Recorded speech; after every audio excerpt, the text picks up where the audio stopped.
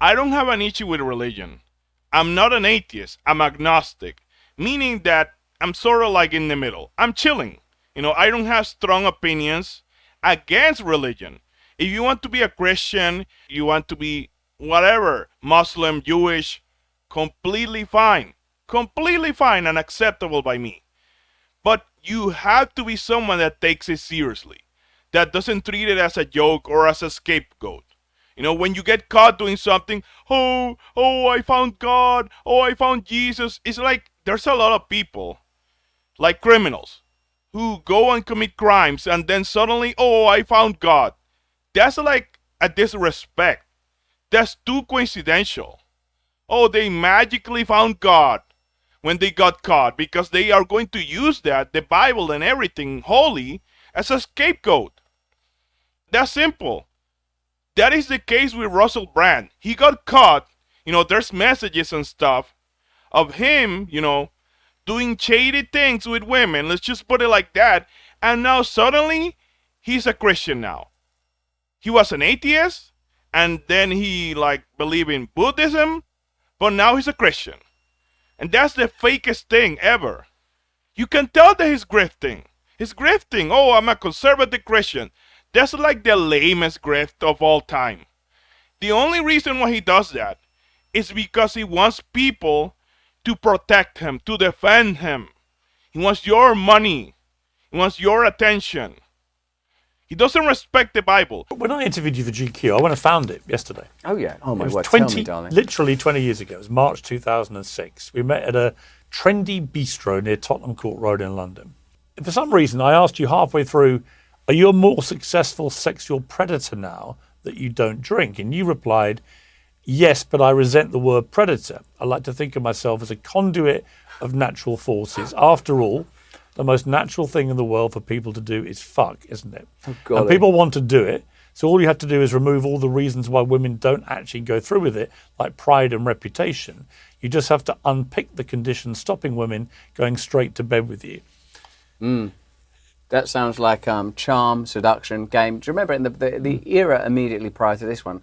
And one would have to accept that Me Too redressed in 2015 when that happened a dreadful imbalance in male-female power dynamics that is good that there's an ongoing conversation and that some of the corruption and exploitation in that is being exposed and explored. Allow me to translate.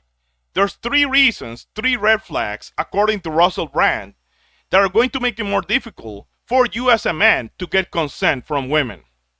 The first one will be age. If a woman is underage, they don't have a brain as developed as an adult one. And they don't know a lot about the world because they're learning, they're studying and all that. But if a woman is of age, 18 plus, it's going to be more difficult for you because they have more experiences. They've been through more. I'm not really talking about education, okay? I'm just talking about life. Reason number 2 will be sexual education. If a woman has the proper education, she's going to know about STDs. She's going to know about grooming, okay, about weirdos. She's going to know about protection. They are going to be well prepared. They're not going to have intercourse randomly. They're going to have good hygiene, and they're going to understand that there's some situations where someone just wants you and it's pump and dump. And, well, he doesn't want that. He doesn't want them to understand that. He wants them to say yes, to believe the fantasy, and he wants them to submit. And the final reason will be fame. Now, that is something that us mere mortals don't have to worry about. Only Russell Brand, you know what I'm saying? And what if a woman is more famous than me, eh? What if she's, have more followers? That's going to make it more difficult for me to, get with her. And also, if something happens, if there's some allegations that come out, it's going to be 10 times worse. Because all the things that he's accused of, allegedly, happened with nobodies. According to him, not me. But imagine if it happened with someone famous. An actress who's underage or something like that. 10 times worse. Everybody knows they're always on their watch, actors and celebrities, influencers. So it will be hellish. I have a different view of the culture now, Piers, and I'm afraid, I regard it as evil. in a I word. think fame can be one of the most insidious drugs of all. Certainly it is. But what is it? The craving that people have for it, Uh-huh. and then actually the cold, hard reality of how it warps a lot of people's values, a lot of the way that they behave. Yes. All those things. I see it all the time. Yes. What does it do to? I mean, and also, It's like any drug. I think it's like any drug. It's like cocaine. It's like all these things. It is a drug that people crave it and they want more and more of it. And then there's usually at some stage, unless they're incredibly strong, mentally strong, there's normally a tipping point where the reality of big fame hits hard. And the show business is littered with the professional carcasses of people that then couldn't deal with the downside of it. Maybe if we replace the word drug with stimulant, it becomes clearer to understand that you are stimulated by your own fame, by your own reputation. No, you get addicted to fame. You get addicted to notoriety. You get addicted to the applause, to the cheers.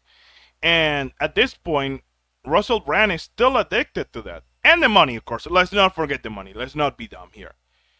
He made a good point, but you're so stupid.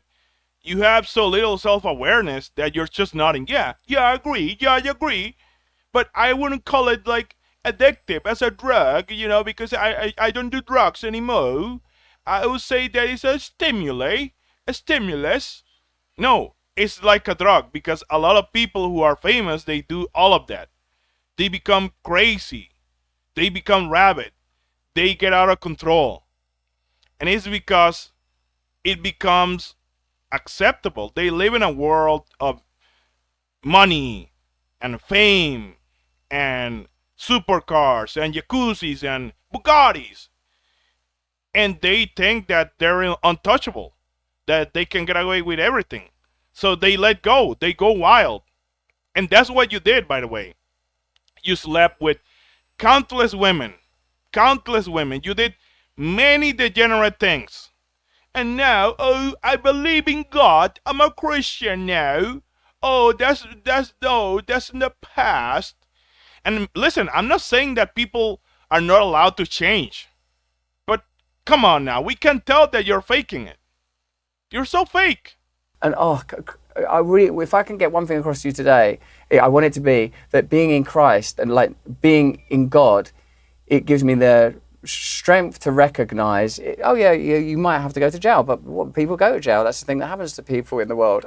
No, Russell, the Bible doesn't teach you that it's okay to commit crimes or that it's normal and that you should get used to it. Yeah, I mean, I commit a crime here and there, I go to jail, whatever, like normal people do it. No, criminals do it. Normal people don't talk that way, okay? That's simple. The Bible teaches you to avoid crime, to avoid doing bad stuff. It teaches you to be a good person, to avoid lies, to avoid lust. But it doesn't teach you that, crime is something that's, the usual. Not at all. And people go to jail that shouldn't have gone to jail. What I find most sort of interesting, when I read that GQ, you're very, honest, open, brazen, some might say. You admitted you slept with thousands of women, sometimes 2 at a time, 3 at a time. You were very this is all a bit of a laugh. And you were taking a lot of drugs through the late 90s, early 2000s. Obviously, you're facing these serious charges. Obviously, you've been emphatic and consistently emphatic in your denials that you've done anything criminal and that anything was non-consensual, which will be the key determinant of your liberty, actually, whether a jury agrees that this was all consensual. How can you be sure that your own memory is good, is sound, is reliable, is truthful? Most people who've slept with thousands of women and taken barrel loads of drugs and led this incredibly hedonistic lifestyle, I would think if I interviewed them and asked them to name even what year it was, would struggle to remember. Can you be certain, if you're honest, that your memory is completely sound, accurate? Do you remember half this stuff? Great question. For someone who used to be an addict, who used to be under the influence most of the time, there's no way you're going to remember 25% of the encounters you had with women, especially if a lot of them were one-night stands or they were like your harems or your degenerate stuff. There's no way. It's impossible. Impossible.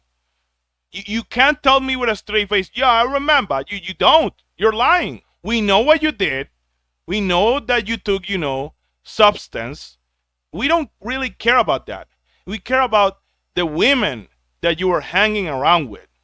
We care about, what happened. Did they say yes? Do you have proof that they, complied, that they gave you their consent? If you don't, and if they have proof that you forced yourself, then you're done. You're finished. Just let me tell you this. There's a strong case against you, Russell. A strong one. It's going to be difficult to avoid jail time. That's all I'm going to say. The reason that I'm able to remember is something that I think is sort of quite essential, is that I'm telling the truth in that GQ article. Amidst the sort of flamboyance and the evident hedonic, is a person that was looking for a lot of attention and approval and love and connection. Now, that doesn't mean that there weren't clumsiness and that there wasn't selfishness and objectification and lots of things that, to your point about there being a moral distinction, flat out wrong.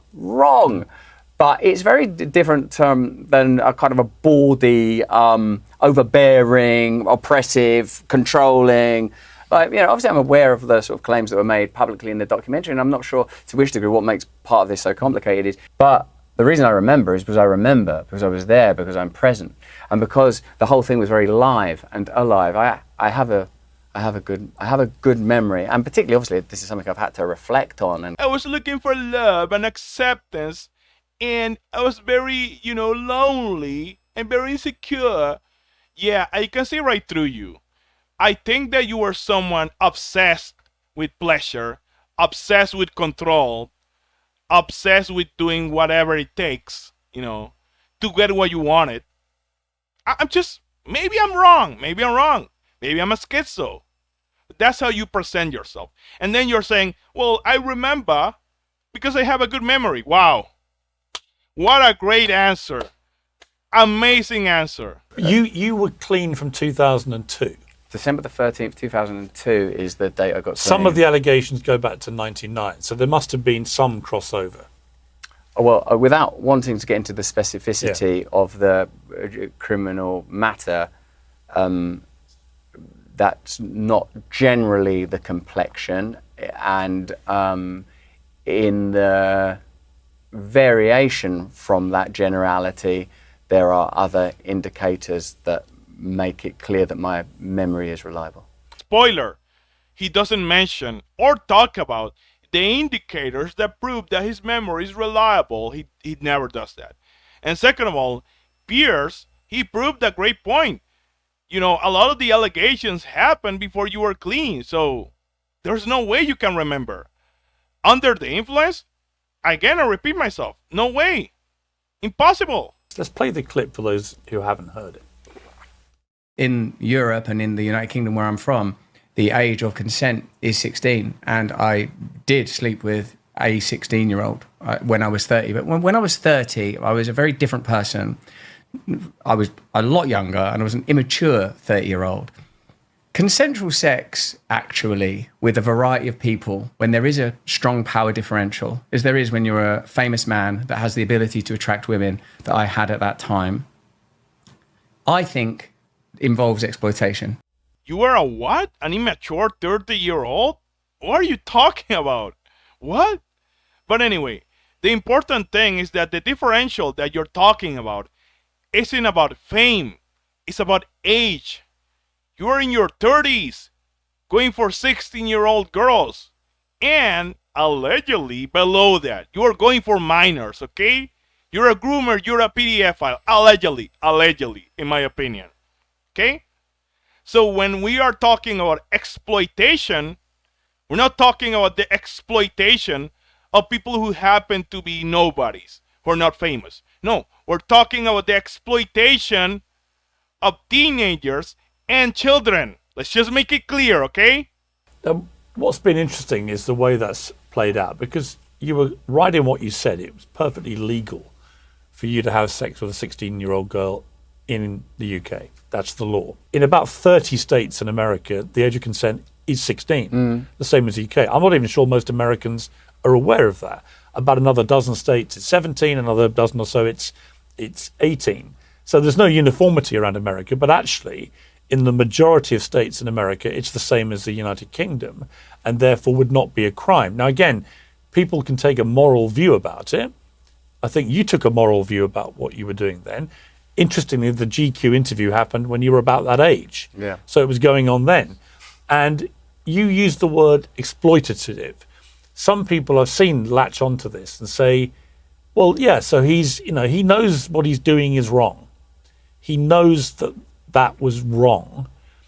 What is that line for you between exploiting as a 30-year-old man a 16-year-old girl to the point where it becomes criminal potentially? What is that line for you? Okay, you got me, you're right. But wasn't the age of consent, like in Japan, for example, the usual, 14, 12 or something? Even like to marry. Does that make it less gross just because it's legal? Does that make it more acceptable? No, because humans are intelligent and they use, common sense. So you're not going to tell me that, investigations prove that actually there's certain girls who are 12 who have the brain of like 20-year-olds. That you're not going to gaslight me into believing that. You're not. You know what you're doing. And if you could date a 10-year-old, I'm going to say it. If you could date a 10-year-old, I will guarantee that you will do it. If it was legal, you will do it. I wouldn't, and a lot of people wouldn't, but you would. Allegedly. Maybe it's a joke. Maybe I'm joking. The age of consent means in varying ways, in different places, people have a understanding which probably isn't wholly accurate and reliable, that at a certain age, a person is able to make a consensual decision to smoke a cigarette or vote or have sex or gamble, and these things vary according to jurisdiction and type of law. And in the place where I was both emotionally and spiritually and geographically, that was a legal thing to be doing, but not a morally sound thing to be doing. All right, then. I've been struck by a lot of people on the conservative right in America are furious about what they perceive to be a revelation. It wasn't a revelation to me because it's been talked about before and reported widely. Are you taken aback because you've moved here, you live in Florida, you've sort of embraced the MAGA movement to a degree, not completely, but to a degree. You've written a book, How to Become a Christian in 7 Days. And you obviously are a different person now, there's no question of that. But are you taken aback by the reaction to what you said to Megyn Kelly, the fury from a lot of people on the conservative Christian right here? I'm surprised all the time by stuff, but if people think it's wrong I'm a Christian and I'm serious about it. I think that the only safe place to have sex is within marriage. So I agree with them. It's very difficult to. You asked at the beginning of our conversation, what are the challenges? Well, the challenges are a criminal judicial proceeding that's about law and consent, a PR situation that's about people's feelings and sentiments that often cross over, what the compromises and flaws are in a media, judicial and legal system that are plainly somewhat symbiotic and porous. There's a lot of different things happening, but I think probably the simplest thing for me to focus on is, should I have been doing that? And the answer is, in retrospect, no. Understand this, Russell. Your past is going to haunt you, whether you want it or not, okay? And every action, every decision, every word that you said in the past, it matters. It's important. It's going to be important for the rest of your life. And you can't just brush it off saying, well, this thing, that thing, that was me being immature. I didn't really mean it. I was a kid. I didn't know better. No. You have to be, okay, that's bad. I shouldn't have done it. Maybe that's a way to put it. And also, my other issue is that now Now you allegedly know that the proper way, or well, you have that belief that the proper way to handle things with women is through marriage. And then you figure out what happens next, which I respect if you're really a Christian, but then again, you're not a Christian. Come on, I can't, guys, I can't. I can't even try because I know. The girl concerned in that story, we can discuss that because it was from the documentary and it's not part of your legal case. But she dated you for 3 months when she was 16. She described you referring to her as the child, sending cars to collect her from school, coaching her on what to tell her parents, made allegations about the sexual interactions you had, suggesting that you forced yourself in certain ways and so on. But she's not part of the legal case, and let's be clear about that. So there's no suggestion of criminality that's been levelled at you legally. But when you hear that account, what do you feel about the fact you were nearly twice her age, she was only 16, and you're picking her up from school, all that kind of thing? What do you feel about it? Well, I think some of those details are pretty important and relevant, and how I feel about it is, as I've said, it's not nice to know that my actions have contributed to a person suffering, and there should be there must be justice for that. If only he remained this consistent throughout the whole video. If only he said, okay, my actions were bad, I caused suffering, I feel bad for what I did, then maybe I could give him some leverage. Okay, maybe I could be like, okay, I see. You're owning up, you understand your mistakes. You understand what you did. Even though mistake is like a silly word to say in this case. I wouldn't really call assault and the things you did to women mistakes, right? But one could say, well, maybe, he was, under the influence, he was an addict, marijuana, blah, blah, blah. So maybe he didn't know what he was doing. We can maybe give you the benefit of the doubt. We could if this was a different video and if you were a different person. Again, sorry, not sorry. And also, I suppose it seems like a deliberate removal of context not to continually cement that famous men that are single have always and typically behaved in this manner. One prays consensually, but one also suspects that there's a responsibility incumbent on people that have that power, whether that power is magnetism or whether that power is fame or whether that power is money or whatever that power is. It's not very easy to live a moral life in a culture that really openly rewarded. Were you still at the Sun when I was being Shagger of the Year? This one I was literally being given awards for it. No, I mean, so of course it's really terrible. I'd actually left the Sun, but the Sun had an award called Shagger of the Year, and you won it a couple of times, I think. 3 times. And it was, yeah. Some of the glory's faded. Right, but it was amidst the rape allegations, the Shagger of the Year titles do not seem quite as valuable, I'll have to confess. Right, but some of the shines come off. Yes, your accomplishments, they don't mean as much as they used to. Well, there's many other reasons, but the most important one, of course, the allegations. And I don't like how you're joking about it, how you're like taking it lightly. You're going to face a trial. You may go to jail for assault, okay? For assaulting women. That's not funny. It isn't funny. You don't get to laugh about it. The only reason you will laugh about it is if you're someone who doesn't care, who doesn't take it seriously. This isn't the time for jokes. I'm sorry, not sorry again. Why would the state, the establishment, why would they come after you particularly? I mean, you were doing a YouTube channel, you were doing your thing, you were having opinions, but a gazillion people were doing that. This sense that you were somehow singled out, targeted deliberately, that all these allegations are only because you, Russell Brand, was saying stuff about a COVID pandemic or whatever.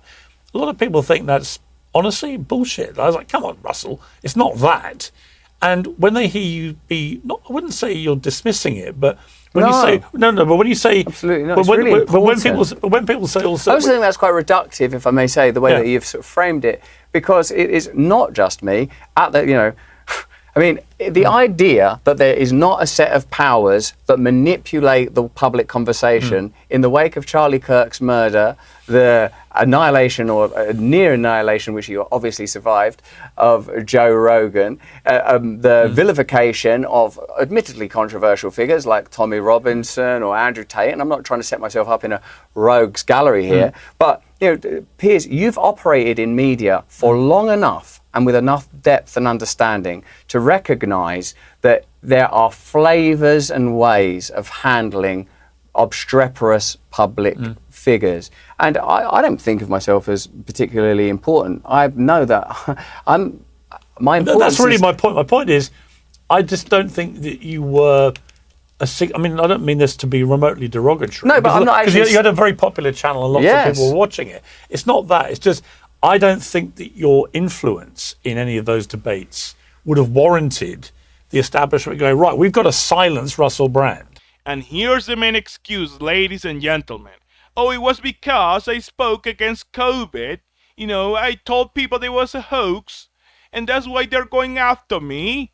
That's why I'm accused of, this heinous acts, sexually. What does this have to... This has nothing to do with COVID.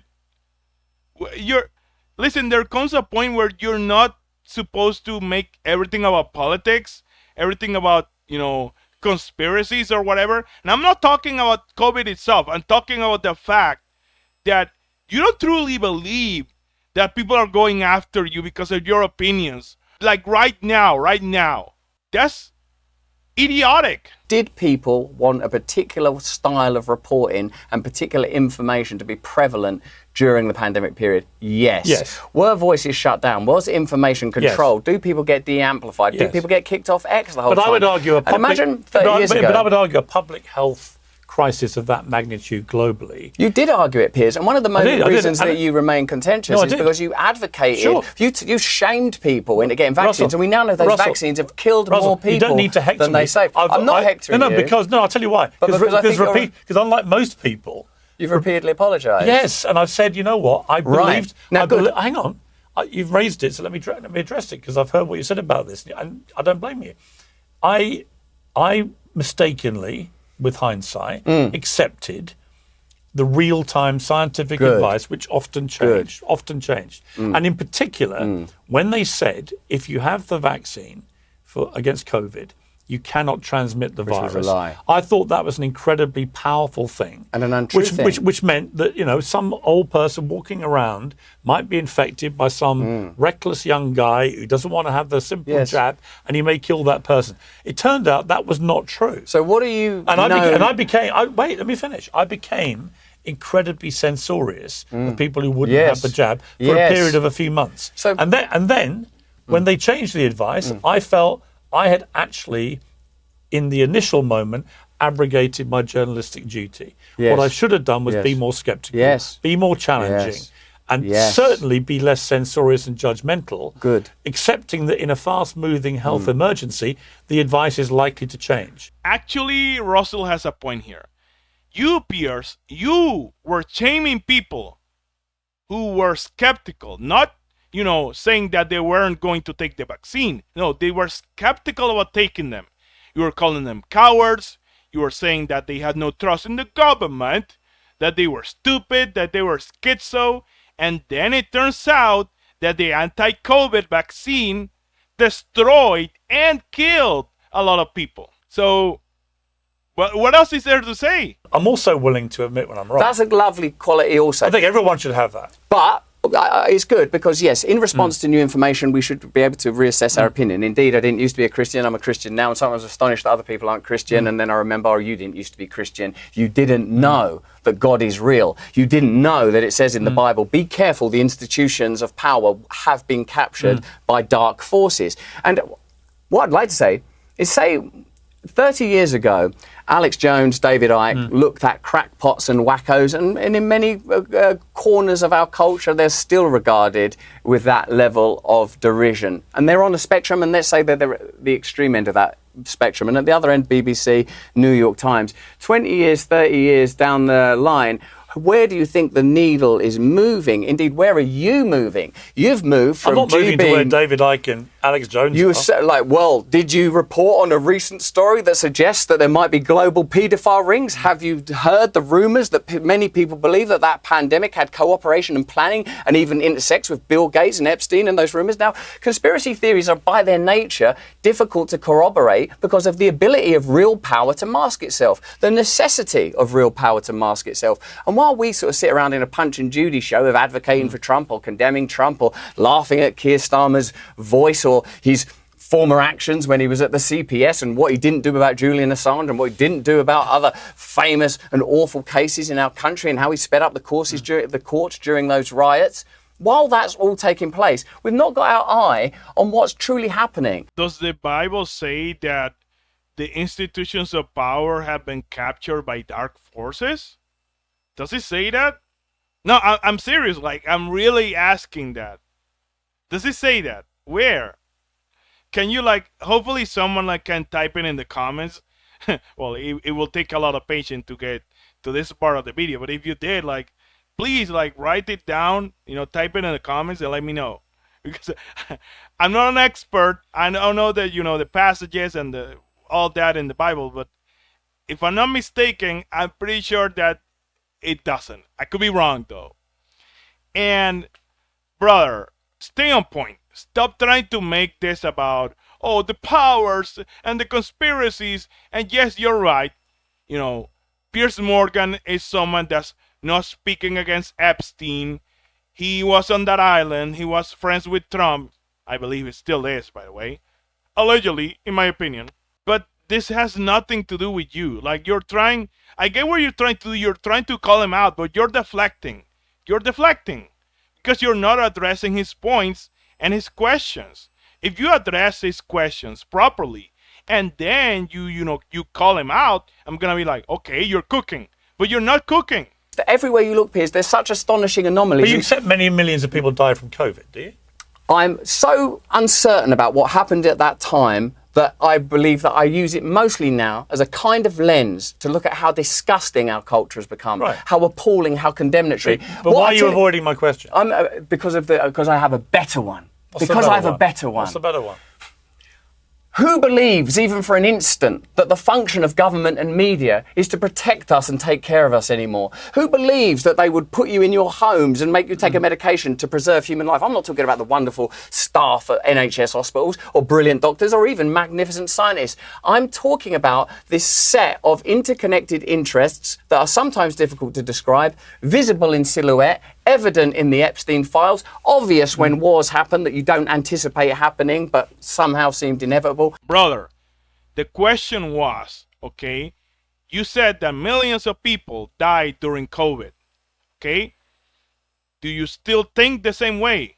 And you said, well, actually, the information is very, abstract and very complicated and complex, blah, blah, blah, or whatever he said, I get lost in his, pseudo-intelligent babble. It's very grandiose. Like, just say, hey, okay, I still believe that. Here's my argument, or here's my proof. Or just say, hey, I changed my mind.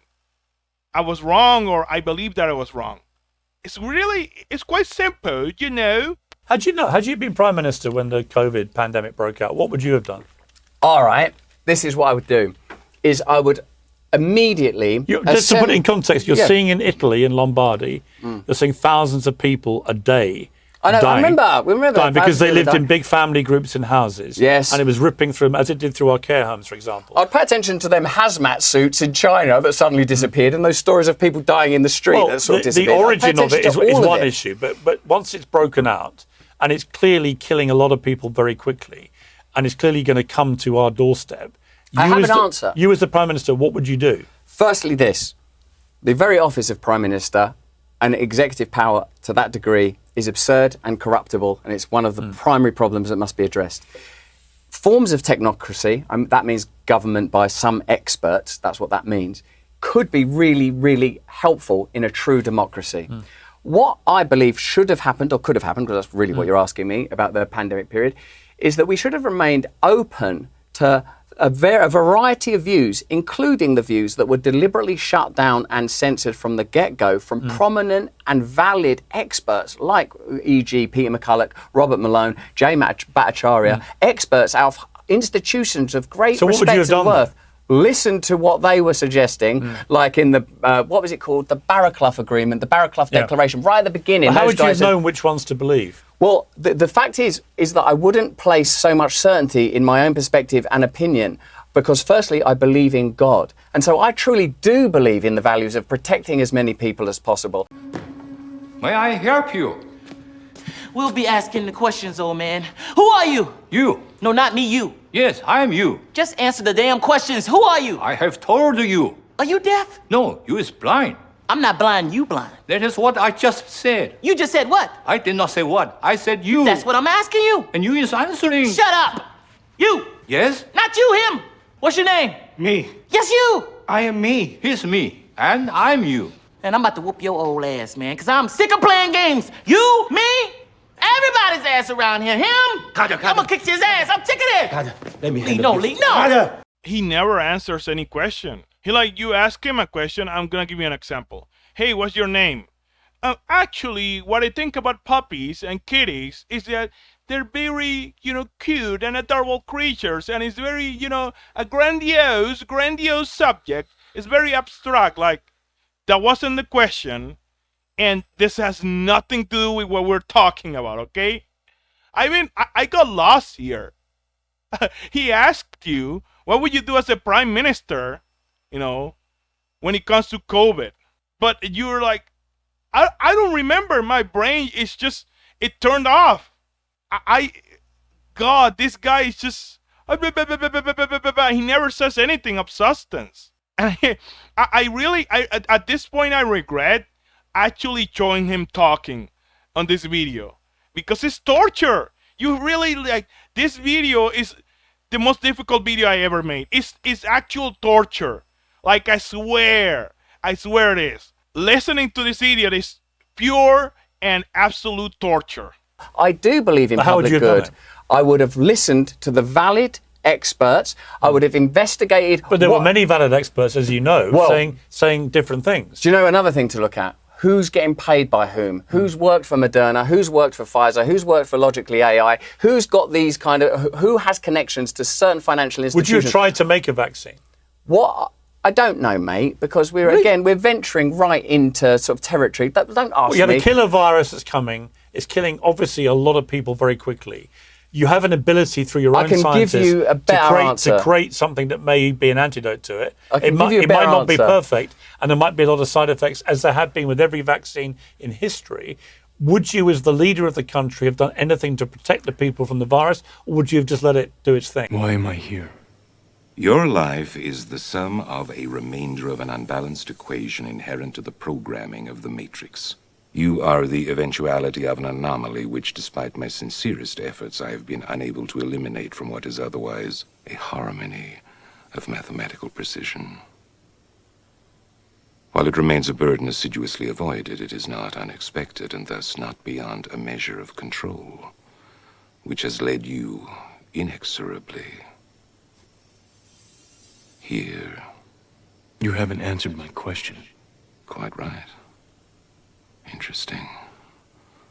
That was quicker than the others. You notice how Piers Morgan is still asking the same question. Wanna know why? Because he hasn't answered yet. It's been 3-4 minutes?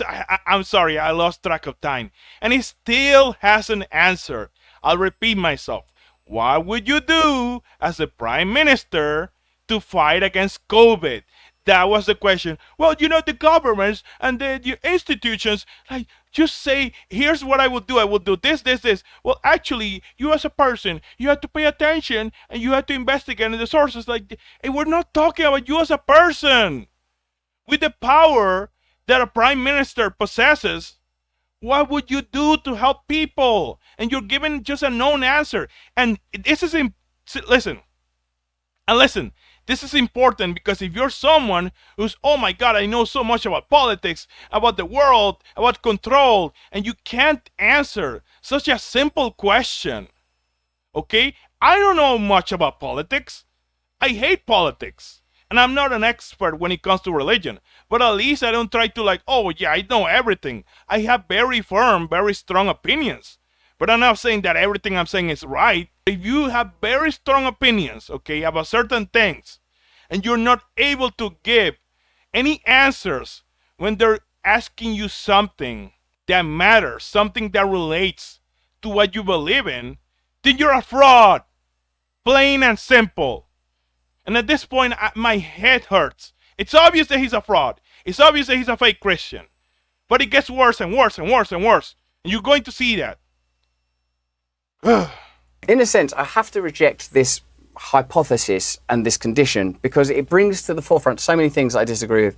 But by answering the question in the way that I want to, I think, tell you a lot. I'm not saying educate you. I'd never be so bold. Very happy to be educated. But that's not like my intention, and that's not what I believe's happening. I would like you to educate me. This is what I think. I believe in maximum personal sovereignty and freedom. I believe that if you empower individuals and individual communities to the maximum, that you will get, if not better results, at least fair and judicious results. That won't save them from a killer virus. Well, as it turns out, there wasn't one. Well, of course there was. Okay. I would say, this is what I would do. Our best evidence suggests currently that this virus is pretty significant. And some people believe... I know 5 people personally who died from it. Yeah, well, check out the statistics around people dying from vaccines, Piers, because that's much, much, much more important and significant, not least because the people that died from the vaccines were doing what the government told them to do. Can you think of any vaccine in history where people haven't died from side effects? Look, Piers... Do you know any? I'm curious. I'm not saying there weren't legitimate questions. I'm curious about people having side effects. Myocarditis, other things happened, no question. But I'm also aware that in every vaccine in history, you have had side effects that have killed people. For some reason, the COVID vaccine has inspired this incredible anti-vaxxer movement. And that's why I asked you the question, do you believe in the efficacy of any vaccines? Because RFK, who I really like, and I've interviewed him many times, who has a reputation as an anti-vaxxer, made it crystal clear in his testimony this week that actually he's not anti-vaccine, that he's been driving the measles vaccine here, he thinks very successfully.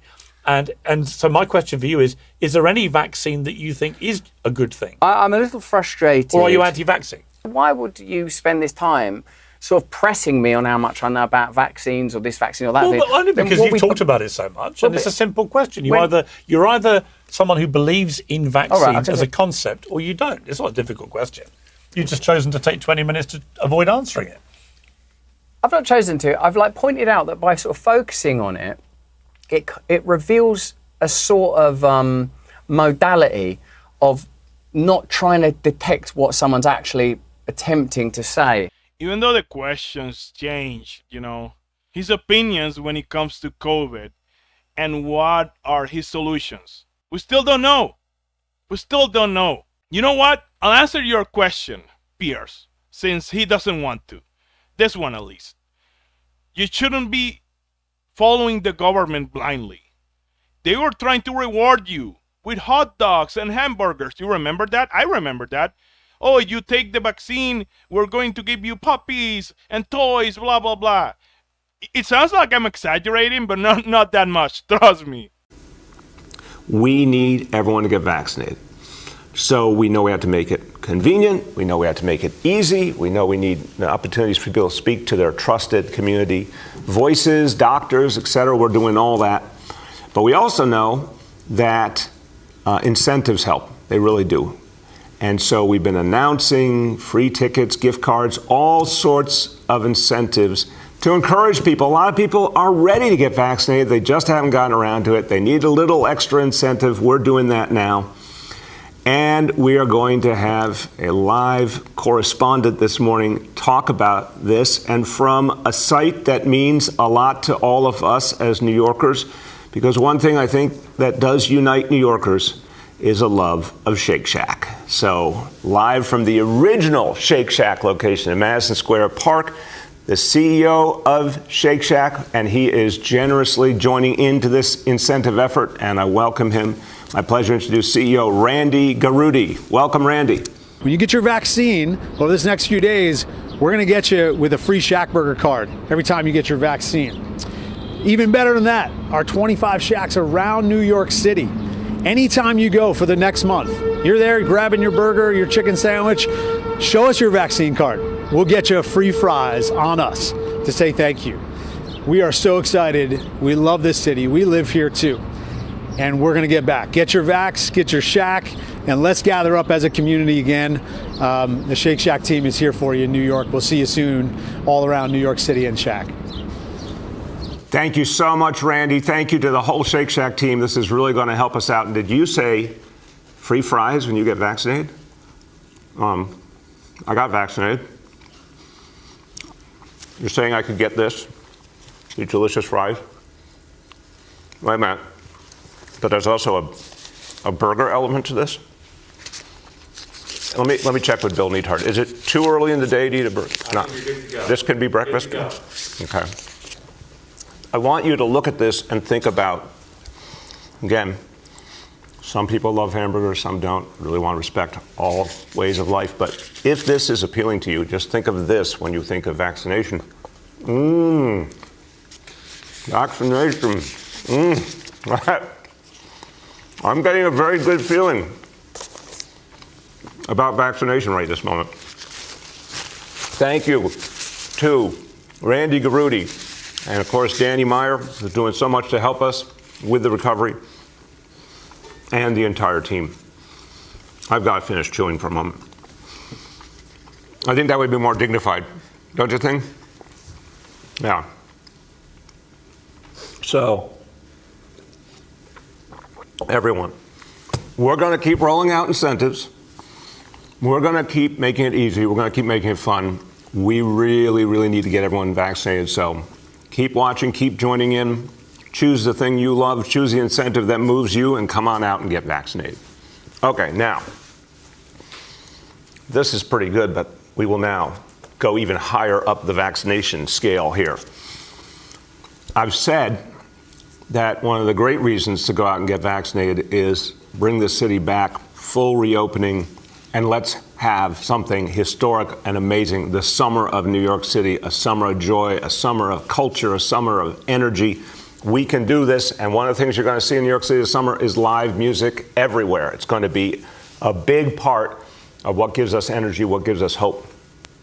I am very proud to say that two of our biggest music festivals, outdoor festivals, are making a major comeback this year, 2021, New York City.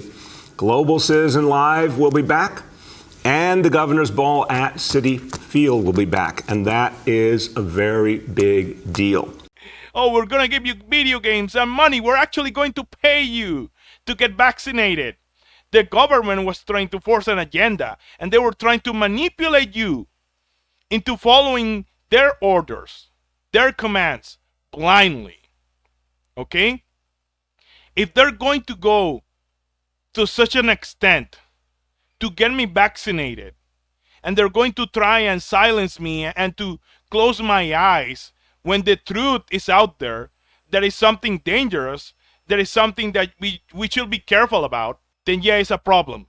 And as people, we should be, respected when it comes to our decisions. If I don't want to take a vaccine, then it's fine. I don't take it and we move on. If I die or if I survive, that's up to me. I am a responsible adult. I'm supposed to be. So if you believe in vaccines, if you're anti-vax, that's fine. You're welcome, by the way. You've got 3 young children. Are they being vaccinated at all? I feel like you're just sort of sniffing around for headlines, and I just don't think that's worth it. I'm really not. So what do you want to know? You took me on over vaccines, fair enough, and I've had to admit I was wrong about a key part of the vaccine program. But what's interesting? But I'm only asking you simple questions like, have you vaccinated your own kids? Do you think that in the situation I'm in with my wife and my family, that I want to generate any more unnecessary contention when I could be here with you, a man who in some way must be brilliant, and you are. and have a conversation about what's taking place in our culture with regard to power and media in the last 20 and 30 years. And by the way, you say a lot of things that I agree with. Finally, we're done with the COVID saga, and all you had to do was answer the damn question. What would you do for the last time? What would you do as the Prime Minister to fight against COVID? But you never did. Yay! Let's move on, shall we? You are a very eloquent individual. Yes. Right? You told me many years ago that you used to study dictionaries to learn long words. Yes, I did do that. Okay. So you're very eloquent and you have a lot of good linguistic skills and you're a very good debater and a very good arguer. But some viewers might watch this. Fans of yours won't. They'll think, go get him, Russell. But some people will be watching this and going, you're very, very, very good at avoiding us answering questions that you've, in your head, thought, he just wants that for clickbait. And I don't want that for clickbait. I am actually just asking you questions I've wanted to ask you for I'd a love while. to talk to that hypothetical but very real audience member right now.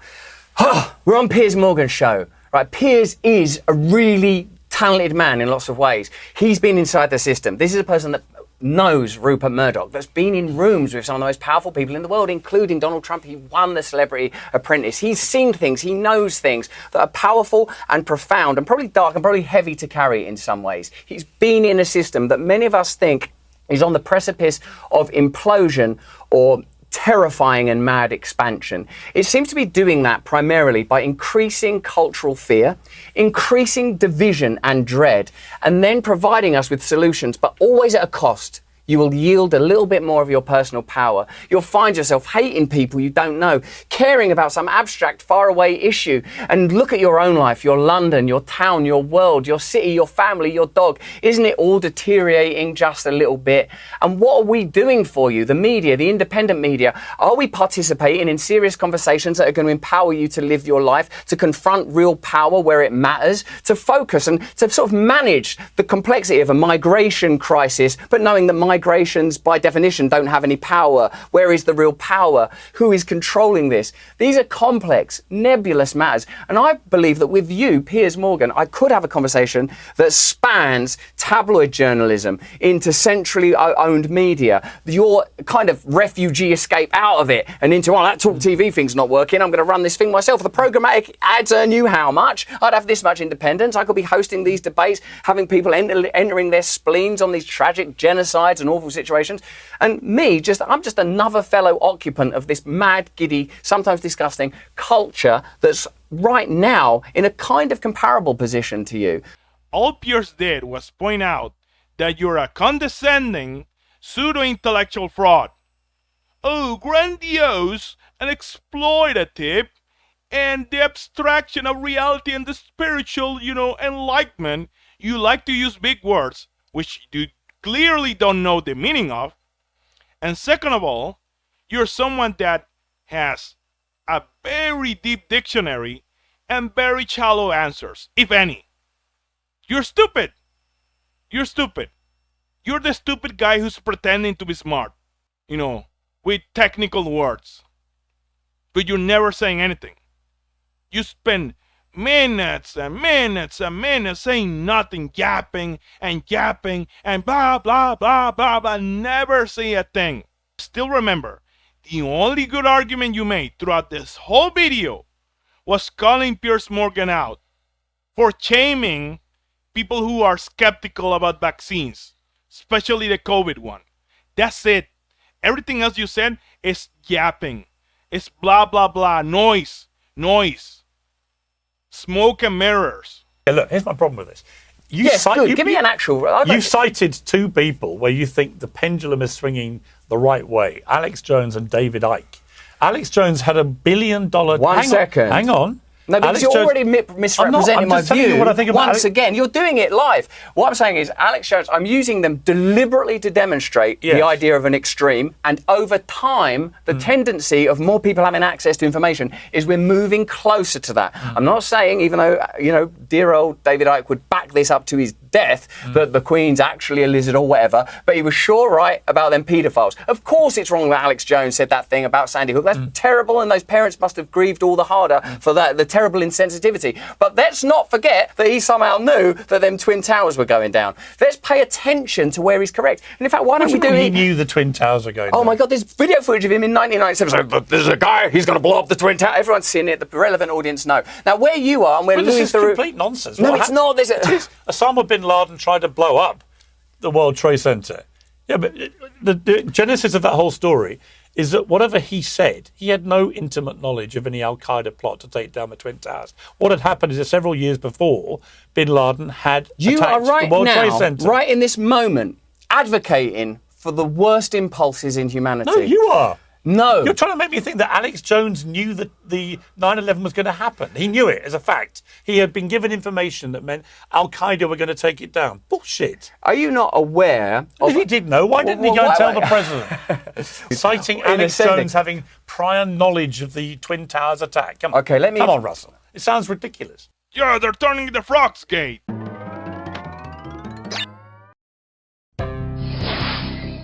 I want to say something. I'm a lover, and that's why I'm a fighter. And I love my family, and I love justice so much, I'm willing to do whatever it takes to stop you. And I hate your stinking guts. I can smell you from 1,000 miles away, and you smell like failure. You smell like hell. And I want to thank the God of the universe that I'm not with these people. I get tears in my eyes to God that I'm thankful every day that I don't come from filth like you that want to trample on humanity. Thank God I'm not a degenerate, filthy vampire like you. And I guess in the final equation, as upset as I get watching you hurt the innocent, that's what matters, is that you'll never defeat the human spirit. You'll never defeat God. You'll never win. Never. Never, ever. Never. And the spirit of humanity is rising, and it is going to defeat you. You think you're strong, you think you're scary, you try to mimic what you can only imagine in your mind is God's wrath, and God's wrath's coming for you. And this is where we get tested. So rejoice to God Almighty, and you deserve everything that happens to you, trash.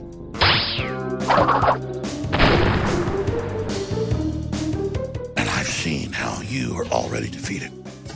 You're dead. And I don't mean we're gonna kill you. I mean, you know what I mean. You're dead as a doornail, dead as a rotting corpse at the bottom of the Atlantic Ocean.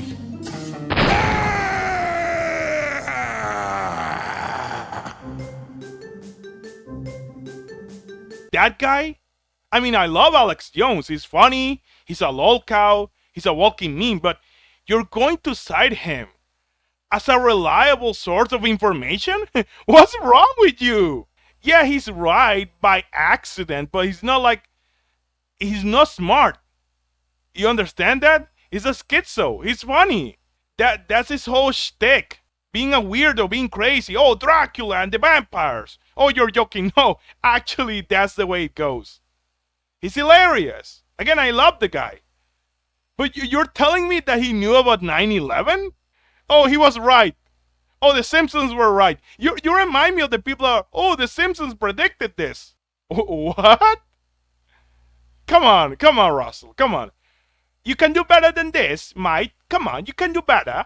I'm trying to find a specific thing while I'm talking to you, but go on. Well, how can you possibly pay attention while ruffling through your highlights? I can hear everything. Look at that, you're possessive about that. That's my Truth, notes. uncensored, nothing to be scared of. No, these are my interview notes. At the book, promote the book. And if you're not going to promote that one, promote this one in the holy name. I'm going to talk about your book. There might be, so there's hope for all of us. What is the, here we are, look. So this is... No, yes. No, yes. Tried my best. Do you accept you've been a bit of a chameleon when it comes to your position? From Piers Morgan? Yeah. From Israel-Palestine, Piers Morgan? From COVID, Piers Morgan? No, I've been trying to, like you actually, because I want to love you, and like actually I don't have to love me. I don't even find that difficult, because I tell you something that's sincere. When I look in your eyes and you tell me about that hip and the tibia, I feel sadness in you. I know you're brash and I know you're strong. I'm not sad about it. I'm bored. Piers Morgan is a cuckold and a hypocrite. You're also a hypocrite and a predator. Can we all agree that you're, both losers? And also, why make fun of his health issues? That's low. That's uncalled for. Like, the guy almost died and you're like, yeah, what happened to your back, your tibia? Like, what's wrong with you, bro? That's not funny. Man, this is government water. Can I have some non-government water, please, out of a bottle? Because, I don't want to sound like a conspiracy theorist, not on Piers Morgan, where everything's underlined with absolute truth. The efficacy of those vaccines. Could I get water that's not directly from not to be difficult, someone, if that's okay. Thank you. Right? Your political evolution. In 2014, you said Fox News was a fanatical terrorist propagandist organisation. By 2023, you're popping up on Fox News quite happily. What happened there? Well, I wouldn't. As I looked at an institution like Fox, it was easy to vilify and make content out of because you had Bill O'Reilly, you had obviously sort of deliberate and misleading reporting, so it was very easy to make jokes about it. But as the world got more complex, as the left sort of went a bit kind of crazy, I think, Piers, because I was online and reading this stuff, I understood that there was a different way of operating in those worlds. I still recognise who owns Fox and what Fox's primary intentions are and where Fox's funding comes from.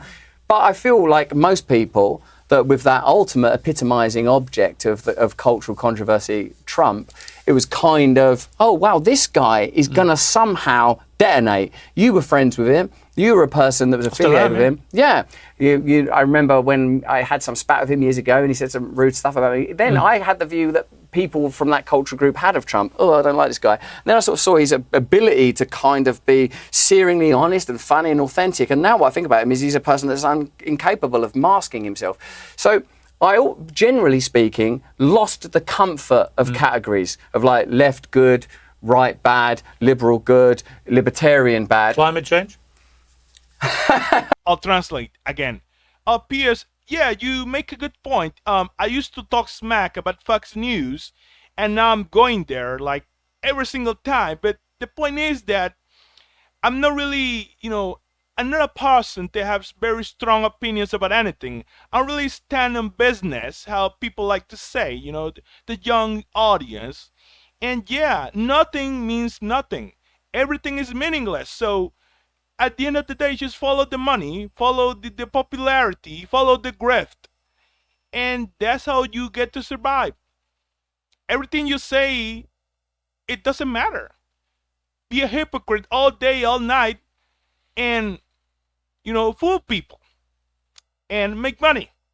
So that it, mate. Don't just shout. Is that what is this what we're reduced to? What's happened? Have you disengaged? No. Just in your book, 2014 book, Revolution, you called for a revolution in big corporations, existing political and economic systems. You collaborated with Naomi Klein saying ditch capitalism and save the planet, or ditch the planet and save capitalism. And you wanted people to take down massive corporations like Exxon to save the planet. But since 2023, you've shifted, it appears, to be more towards climate change being a lot of nonsense. What do you feel? I no longer believe that the state in any form is capable of meaningfully and in good grace representing the will of the people. So any edict that comes out of there, be very sceptical and in fact always investigate what the conclusions they draw are. For example, climate change is the example you've selected. Just interrogate what their proposals are, look at the proposals coldly, and then consider, do you think this is because of climate change or is it because they want to introduce climate change is real? Ideas? Capitalism bad, capitalism good, climate change is fake, climate change is real, blah, blah, blah, over, nova. Like, you understand at this point, Piers, you're kind of slow. I don't know, I'm just saying that he has no strong stance, like I mentioned previously, about anything. So whenever you try to ask him or confront him about, his hypocrisy, he's going to say, actually, I'm pretty flexible and I'm learning, and I'm understanding the world, which is basically a way to say, yeah, I don't believe in anything. Okay? Again, I'm a hypocrite. Might. I can find a lot you say about corporate power and political power and media power. I can find myself nodding along thinking, yeah, you're making good points. It's inarguable that there has been abuse and corruption and unfair influence and bias in all of those things, right? But here's my problem, if I may put it to you, where I think you sit. You talked about sitting on the fence, and it's a little bit, some would describe it as a grift. They'd say, come on, Russell, you change your mind about stuff and a sixpence, right? And no, that's what they say about you, actually. Well, sure, but I'm interviewing you, right? So my point is... So you think that you can command the old channel? I'm not saying I believe this. I'm saying there are people who think you're basically just a massive grifter, that you're very smart, you're very eloquent, you can be very persuasive with the power of your words, but that actually when it comes to any of these issues, you don't really have a personal, principled view. I do, and it's a really Your view is that all people in power are terrible. But when I've challenged you to say, well, what would you actually do? You go on a 20-minute eloquent spiel, which doesn't answer the question. Oh, my God, it actually does answer the question. Let me try and do it again. Have you figured it out, Piers? That he's going to give you the most, general, nothing burger kind of answers for everything? He doesn't have stances that will be seen as controversial. For example, when I talk about Asmongold or Hassan Piker, okay? When I talk about Israel or the Zionists, I have my stances, which are very strong, okay? And I firmly believe in the things that I say, which are going to make people disagree with me and even fight with me and debate me in the comments. And I don't mind that, okay? But I don't try to appeal to everyone. I just give answers that I think are going to be something that's never going to get me in trouble. Because, again, as they say, if you try to appeal to everyone, in the end, you appeal to no one. I know that's not exactly what they say, but you get the idea. Can I have a glass of water? I mean, it's Associated Press news. Well, they're not under any obligation to give us bottles of water. Oh, I see. Well, actually, this guy, my mate Jake, we are trying to find you some, but they're not our servants. No, absolutely. Hold on a minute. I'm not declaring these people. They don't all work for us. We're just hiring their studios. So. No, I know that, and I think I've established quite good rapport. We should be cognizant they're not working for us. No, with my mate Jake though, who's over there, who actually is working for me. Well, Jake can get you one. Who I'm directing it to, and also there was one or two other people. So it's not, just to be clear, I'm not sort of like going, "Oh, get me some water, man." You did direct to the AP that they should get you a nice bottle of water. Well, I just thought that the facility itself might have, amidst its many benefits, water. Thank you so much. That's so kind. Was the obligation crossing the floor? See. Thank you very much. I really do appreciate that glass of water. Would you like some? Don't be proud. I'm good, man. I like the tap water. You like the government water? Love it. Yeah, no problem. Even if it kills me. I can't keep drinking the government water, Piers. I can't keep taking the government Actually, the water is some of the cleanest in the world, but you know that. Can you help me? I need water. Purified water, please. I've been drinking this irradiated shit and I can't do it. I just throw it up now. I need purified water, please.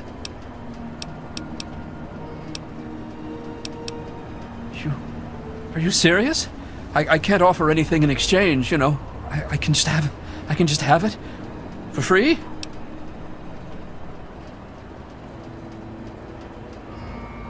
Water. Oh, precious water. Thank you. You're a saint. You saved my life. Thank you, stranger. I hate to ask you this, but times are hard.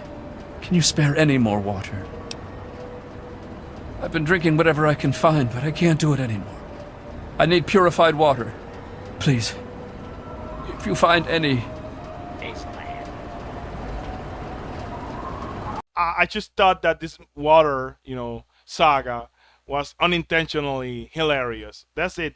That's why I showed you the whole segment. It means nothing. It's meaningless. But it was funny to me. Look, you're a very argumentative and obstreperous individual. Not at all. I just like to challenge. You've even argued with that. I like to challenge people. Go on. So, go on. We were talking about... Oh, yeah. This is what I wanted to say. You say that I'm a grifter. And actually, to tell you the truth... No, I say other people have said that it's all a grift. And they would actually include, and this is for you to actually in the end only you know, but you've got this new book, How to Become a Christian in 7 Days. People say, look, you only became a Christian 7 months after the allegations were made public, and that this is part of your thing, that you've worked out that this could give you some kind of cover. You're a born-again Christian, that this is, you've heard people say this. You're not supposed to use God as a tool, as a get-out-of-jail-free card. Actually, in this case, it's literal, okay? Oh, yeah, if I believe in God strong enough, He's going to allow me to get away with everything. My past will be erased because I'm a good boy now. I believe in the God and the Bible and the Jesus and the kid and all that, blah, blah, blah, blah. That's not how it works. And believing in God, believing in Allah, or anything like that is something that takes time, that takes effort, okay, that takes passion, that takes faith, that takes everything, that requires you to have a soul, to actually care, to take it seriously. You don't get to become a Christian in like 7 days. That's bullshit. Bullshit. You don't. It takes time. It takes effort. Once again, it's not a stupid joke. Religion isn't a joke. It's something serious. Come on now. What kind of Christian are you? I'm like a kind of Christian that has to hang by a thin thread of faith, knowing that I am broken, that you are broken. Do you have a denomination or not? Why? I'm just asking. No, I'm very. It's not an allegation. I'm just asking. I just treat everything as another allegation. I know you do. If you don't mind me saying, you're. Was everything okay in that interview we did in 2006? Yes, but it's you are slightly hypersensitive to that kind of thing. I think because you don't really do many interviews. If I'm honest, you don't do. This is the first interview you've done with any Brit, for example, since the allegations. And I'm grateful to you for doing it. But you are slightly hypersensitive to anyone challenging you, because most of the media you don't really get challenged. I will argue that me, the agnostic, knows way more about Christianity than you. 10 times or 100 times even. Huh? And also, he never gets challenged. Never. He never debates real people with real opinions. He's basically in an echo chamber every single time. Every single time. He's catered to. But in this time, his opinions, his beliefs are challenged because they're very weak, very unstable, very artificial. And this is the day, or this was the day, that Russell Brand was exposed as a fraud. Remember this. Can I go back to asking you a question about your Bible? Yes, if you want to. Thank you. Was that the one you took into court? You're the very one. Okay. What was your thinking of taking it into court? And what you were seeing, looking at some passages, what were the relevant passages for you? All right. Thank you for asking me. Thank you. That didn't hurt, did it? A little bit. It was this from Isaiah. You're right. Bear did say, be chilled. Sometimes I lose the chill, man. It's pretty...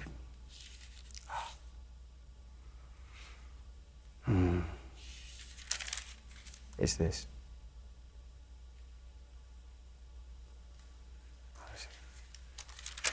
They don't like that, do they, in the old gallery? But remember, you just said it's a hired spot. This is from Isaiah.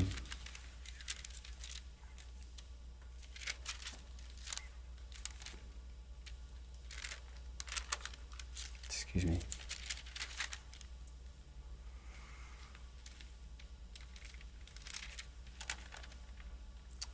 Man, why not? Did I mark it before?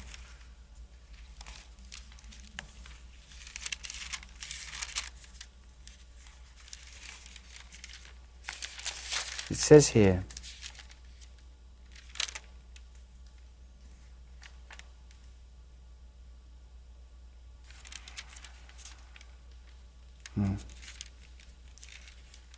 the verse that I was looking at that day was not this. I can't actually find the verse that I had that day. Can you tell me with a straight face, after looking at that pathetic performance, That awkward moment scrolling throughout the pages of the Bible. Not being able to find anything. Are you seriously going to tell me that he's a real Christian?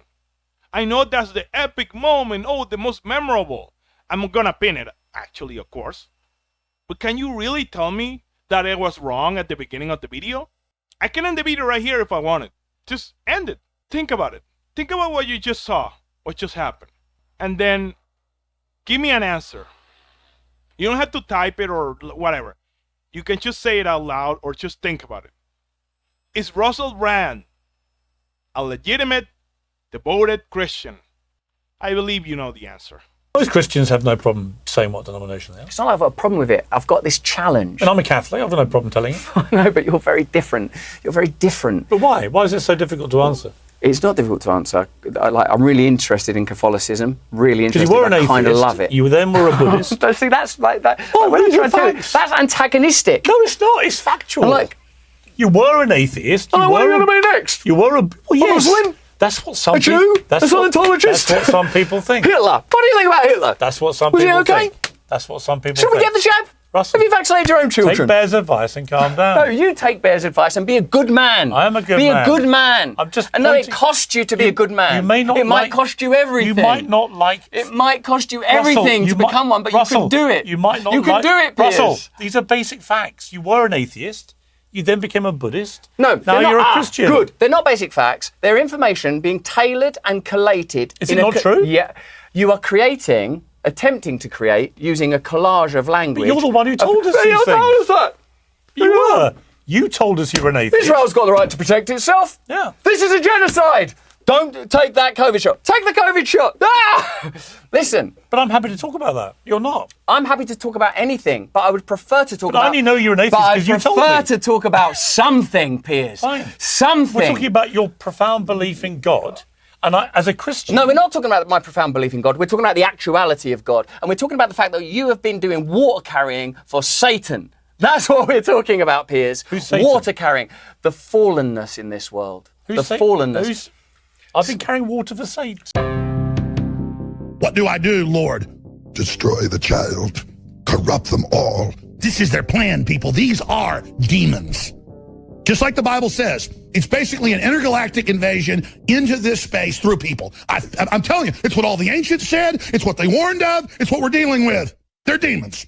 They're frickin' interdimensional invaders, okay? I'll just say it. Make fun of me all you want on CNN or wherever, but everyone already innately knows this. These people are not frickin' humans, okay? Now Piers Morgan is an agent of Satan because it's just proved that you're fake. The Chameleon, ladies and gentlemen. I'm an atheist. I'm a Christian. I'm a Muslim. I'm a Jew. You don't believe in anything. You don't have strong beliefs. And you're getting triggered and you're going on this schizo rant, schizo babble, whatever collage of opinions and words and blah, blah, blah, blah, blah, blah. Yeah, Piers Morgan is a hypocrite, politically. But this isn't about politics. This is about religion, okay? If I'm not mistaken, yeah, he's been a Catholic for like all his life. And he never changed that belief. Now, is he a devoted Catholic? No, he's a cuckold. He's a loser, right? And he's a pervert. But I guess he remained a Catholic, particularly for most of his life. Imagine getting owned by Piers Morgan. I would consider everything about my life. I will go to therapy. Seriously, because I lost in life. I am a complete loser and a complete failure. If Piers Morgan is actually owning me. Satan is the epitomizing object of the realness of evil. The evil is not some abstract moral idea. Who's the It is Satan a I've been carrying presence. water for? I suppose it's and I'm trying not, I don't mean to be mean. The Satan, Satan, is it like? I don't care. it's the institutions of media power and how they interact and operate with government. I suppose one could argue your initial position in COVID. One could argue what went on with the mirror stuff. One could argue what went on say, with the contentiousness around the terrifying and awful conflicts in the Middle East. But more importantly, right now, that there's a chance for us to, even when like I sort of take my own advice and more importantly Bear Grylls' advice and think, right, just sit and chill, that you sort of revert to a kind of, he was an atheist, he was a Buddhist, and I can't see that as a good faith inquiry. I see it as an attempt to generate an outcome and to create a sort of a kind of hysteria, whether that's in this room with me or sort of more broadly among people. Like Piers Morgan Uncensored could be an opportunity to house, frame, and present in a kind of graceful way important opinions. And I'm not suggesting that I've got any of them, but I happen to be in a sort of a really weird situation in a way that's deeply similar and comparable to your own. You've sort of gone down the weird gushing chute of fame in a million different ways, been close to actual dark, nasty power. Oh, shit. Here we go again. Here we go. Everybody that disagrees with you, everybody that challenges your very fragile ideals and beliefs, it's the devil. It's the archangel. It's working for Satan. How did I not see that coming? You're so predictable and so disappointing. Seriously. Like at this point it's boring now. It's lame. I lost the appeal. Look, I'm happy to have it. It's because nothing means anything to you. It's like, that's what it feels like a bit. Like, what means something to you? Like, you love your wife, you love your kids, you're willing to die for your country. The UK is about to march teenagers into war. The United States is about to do it. And me and you, me as well, maybe we are a couple of grifters, a couple of worthless, lousy grifters that will say whatever we have to say to stay on the internet and make a few quid and flog a book. And, Meghan Markle, she's a bitch. Is that all right? Is that a bitch? Israel, yeah, fuck it. Maybe that's all we are. But through him, not through you or me, we can be something great. And when I sit here with answering questions about whether or not I vaccinate my kids, I think, no, not this. This isn't it. This isn't it.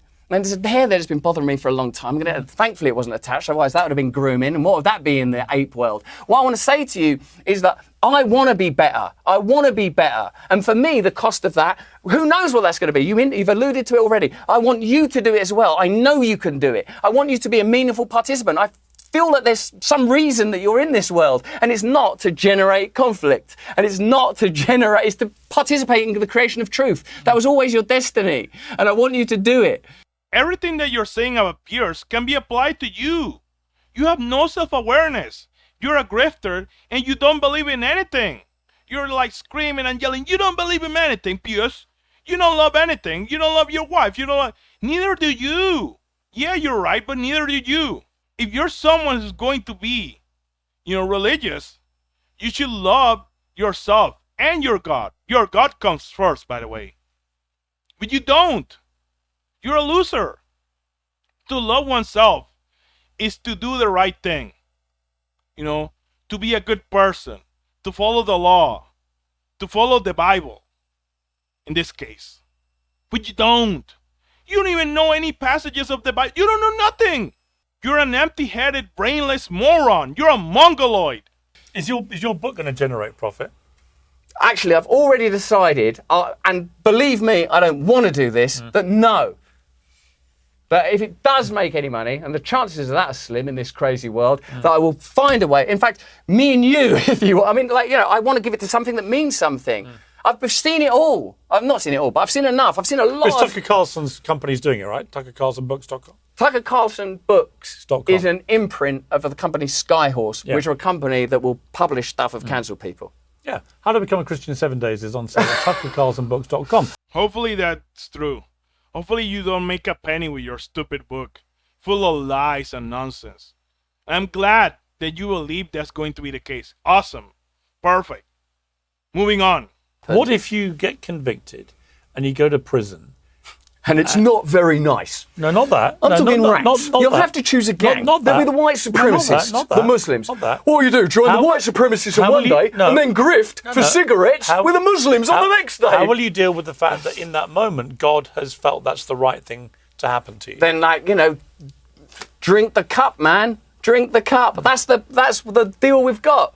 That's the deal we've got, Piers. And how will you feel on your judgment day? How will you feel on your judgment day? If you actually end up making fun of the things that you will do, it's not really a joke. It's like you're coping and you're seeding. So, yes, if you get convicted, then it's God's fault, according to you, because it didn't save you. It didn't produce a miracle. Oh my God, you failed me, God. Time to look for another religion to use as a grift. You're laughing about it, but that's what you will actually do. You've been doing it for years. It's never going to change. You're never going to change, and you know it. So, what's funny? That you accept that you're a hypocrite? That you accept that you are flexible religiously? What? I mean, I've been through a few ups and downs, as you pointed out. It's also it's a bit like there's kind of a dementia. Like, you know, have you ever spoken to someone with Alzheimer's and they'll just sort of suddenly the way that they talk is kind of like, I've been through some ups and downs. Well, no, there's a reason I'm asking the continuum. question. Well, when people go through ups and downs, in my experiences, surprising people reach out to support you. And also, what's that body language? And other people that you would have expected to don't. Have you had that? Oh, man, yeah, it's unbelievable. It's sort of an unbelievable kind of churn and change of your life that's sort of, well, it's a bit like you saying, if you're convicted and you're going to jail, knowing in your heart of hearts that you're not a rapist, how will you deal with that God wanted that for you? And it's like, wow, this is reality. I'm not scared of the truth. I love it. It's all that's real by definition. So what is it like when, you know, you lose touch with that person steps up? It's like, oh, that was always true. Who's disappointed you the most? Give us the top fives. Top fives. Who's been most disappointing to you? No one disappoints me. No, yes. No. No, yes. Tried my best. Do you? Really good question. Sometimes in life, when you're, facing difficulties, when you're in trouble, there's going to be people that are going to surprise you, who are going to have your back, and you didn't really expect it. And there's people who are going to betray you, who are going to disappoint you. And he was asking you to give specifics. And you said, yes, people can be disappointing, yes. I face that countless time, blah, blah, blah. And then he asked you, okay, like who? Oh, no, nobody ever disappointed me. I'm sorry that you have to sit through this schizobabble, this pseudo-intellectualistic, nonsensical garbage. I wish I could make it up for you, or up to you, but I can't, and I'm sorry. I don't think that I'm especially important, or that I have any unique or novel insights. I've just had a really unusual life, and I've written this book. And the key thing about this book is becoming Christian is a consolidation of all the mad musings of a mind that was embedded in and wedded to the culture. I thought, wouldn't it be great to be famous? Wouldn't it be great to marry a pop star? Wouldn't it be great if you could sleep with endless women whenever you wanted to, consensually, one might say, given the nature of this current appearance? But at the end of it all, even though obviously you have to find God to get any of you that are clean and sober from drugs and alcohol, and you have to get clean, you have to find God, or some kind of God, to even cope with life without your former God that was drugs and alcohol.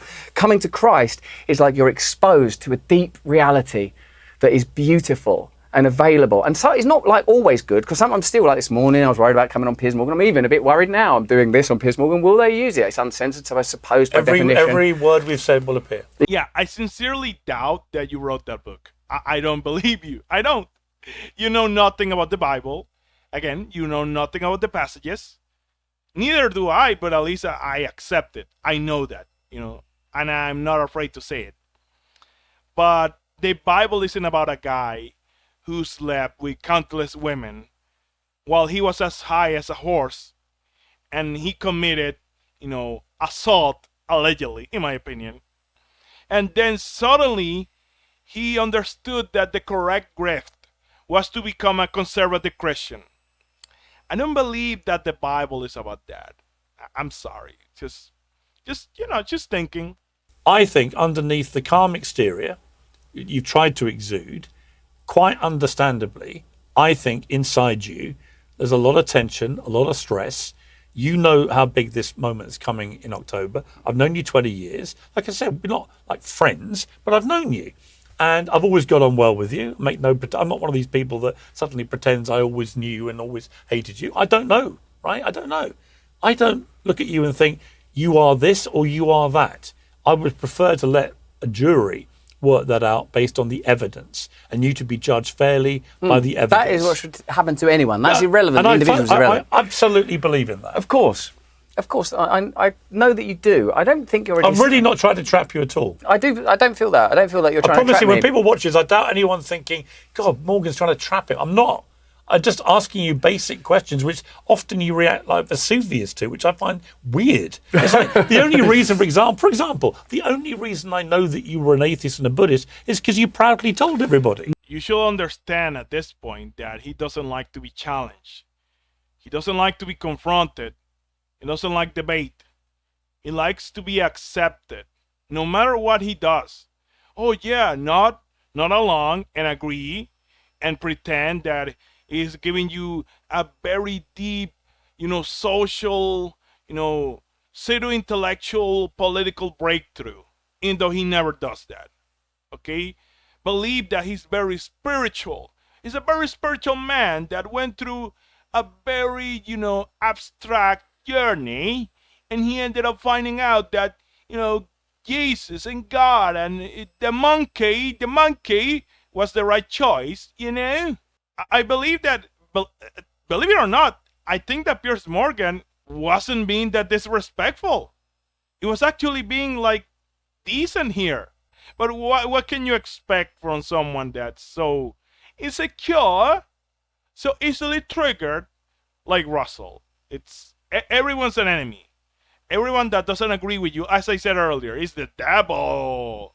By making claims like I'm, housing debate or challenging or whatever, the tendency and trend is generally towards the interests of sets of power that benefit from having you there. In the same way that Rupert Murdoch is not going to advocate for someone that's going to go, hey, these media monopolies should have as much influence. They're messing with the miners' strike, or they're putting factory power. Oddly, Fox News, which is owned by Rupert Murdoch, of course, regularly has had you on as a guest, right? So I'm not listen. And I would ask you a difficult question: is if you feel that way about Rupert Murdoch, who I personally have enormous time and respect for, and a lot of gratitude for what he's done for my career, and I think he's a great media tycoon. But regardless of that, if you have such strong views about his terrible power and so on, why do you go on his network, Fox News? Well, it's not like I'm always you're helping Fox him. News. You're helping him get ratings and advertising. Some people would say, Russell, it's hypocrisy that you do that. But people, the more principled stance would be, I'm not going to do Fox What News. am I trying to say? It's like your MO is to be able to desecrate and denigrate kind of anything. I want to ask you, what do you think is pure? What do you think is beautiful? Who do you think you can rely on? How are we going to resolve this endless, knotted, tangled conflict that's unfolding both geopolitically and domestically almost everywhere? What do you feel your contribution could be? To be at the centre of global debate about it and hopefully get to the truth and hopefully concentrate people's minds on making the right decisions. Concentrate their minds on making the right decisions. That's really good. Yeah. Right or wrong about Rupert Murdoch, about Fox News, point is that why would you go and interact and be with someone, be on someone's show, if you spend your whole life criticizing them and their systems? Because of money. Money. I always said it. My personal example will be, I hate Twitch. I am never going there. And I can actually give you reasons, okay?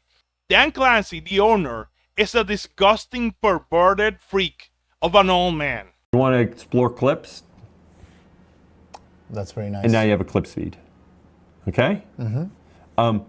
Suppose you want to check out the stories to see what you missed yesterday. You click there, and now you're in your stories feed. Okay? Okay. That's very nice. Yeah. That's also that simple. And that place is full of liars, view butters, animal abusers, criminals, whatever you can think of. Are there people that I like on Twitch? Of course. I like XQC a lot, for example. But I will never ever go there. Okay?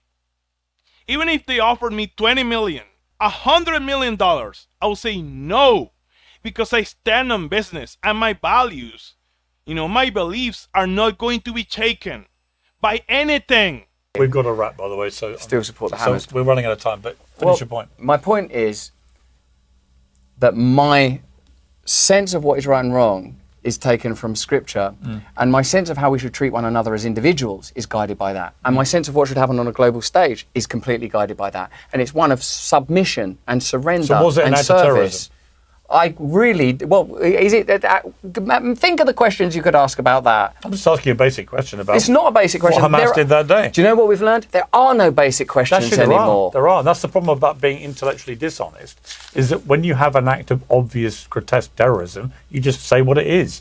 You don't think, how's that going to play to my audience? Or how's that going to spin out on social media? You just say, when 1,200 people are massacred like that, then it's a grotesque act of terrorism. When babies are kidnapped, when the Holocaust victims are kidnapped, you look at how it happened, when it happened, terrorism. the potential alternative narratives, and you try to take You've answered it by not answering. No, I have, haven't you? You are the most vanilla, the most nothing burger YouTuber I've ever seen, besides, most critical. You're always saying things that, everybody's going to agree with, or most people are going to agree with, or they're going to be non-controversial, very generic thoughts.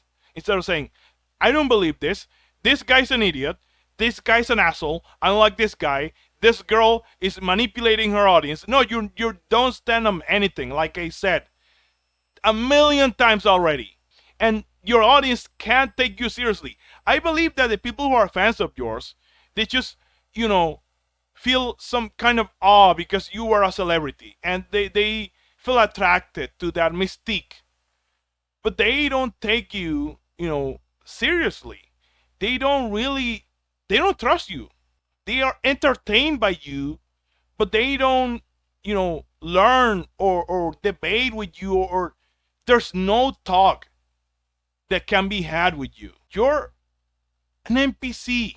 It's wrong to kill people. Okay. Thou shalt not kill. Let's end on that. That's in the Old Testament. Russell Brand, How to Become a Christian in 7 Days. May take 50 years of sin and serious fuck-ups just to get started. Yeah. Thank you for your time. I appreciate it. Yeah, I do as well.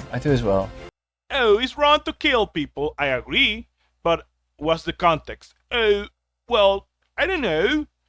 And, the handshake was so delicious. It was so awkward. It really was. It was funny. The anger. You can see the anger in Russell's eyes. But anyway, listen, justice will be served in the end. I hope it is. And I hope that whatever happens, people understand who you truly are. What you're guilty of is being a grifter and spitting on the Bible. Spitting on God, spitting on Jesus, spitting on Buddha, everything that you can think of. If you watch the whole video, wow, thank you. It was an adventure. But I'm tired. I have to go. Subscribe, like, dislike, whatever you want to do, and please take care, okay? Goodbye.